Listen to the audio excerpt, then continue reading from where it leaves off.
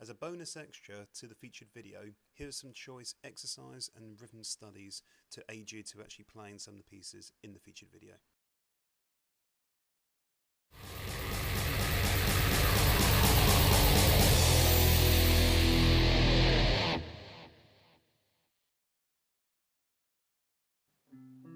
With this particular exercise, note the anchor point action between the inner finger movement and the outer finger movement.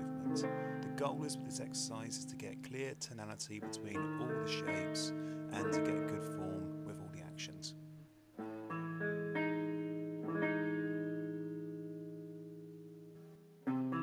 With this particular variation, we're now applying economy picking. This is a perfect warm-up for Blasik when we go into the clean sections. The stretching seventh study is a very demanding study, whereas you need clarity and dexterity with every single finger. Make sure you tread cautiously with this study and only try a semitone distance at a time before you proceed to the further parts of the neck. As the old saying goes, little and often gets you far.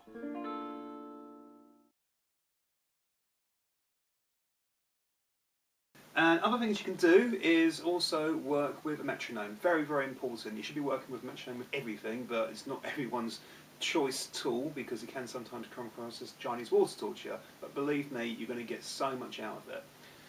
I've got a metronome just here. I've actually based around 250 BPM, which is pretty fast. So what I've done is I've halved the BPM to 125. Should sound a little bit like that. Pop the metronome to one side. What we're going to do is simply, let's say, just take a standard, let's say, power chord. Let's say we take the one with the extended fifth.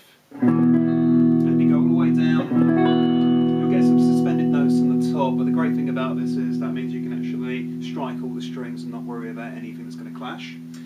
And what we're going to do is kind of build up our gear motion through our strumming hand, starting off with, let's say, straight crotchet rhythms and then building in eighth notes and sixteenths and then putting in some of the triplet action, which will actually get us a little bit more conditioned to playing into the fast vamping style that is akin to black metal rather than just going in cold, which is really not advised.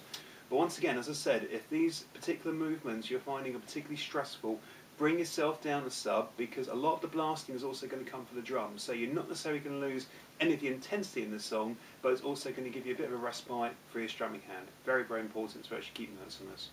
So here's a couple of motions to get your hands around.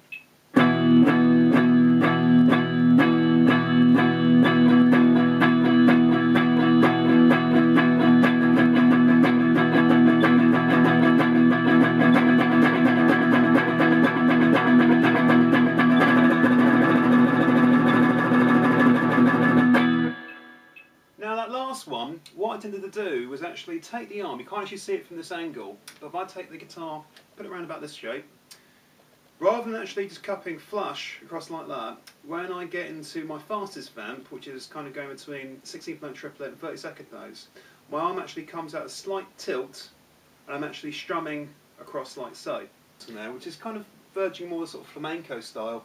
It actually creates a wider strum through here as well, and you get a lot more out than from, let's say, just keeping it straight, which we'd see a lot of flash players do, for example, because generally speaking they're only vamping across, let's say, either one or two strings at a time, where because we're doing more chordal motion, we're going to be covering up to 3 to 4 strings. So actually having that slight little tilt gives you a little bit more swing in the hand and also keeps it a little bit more relaxed. And that's a really important thing. It's really, really good to limber up.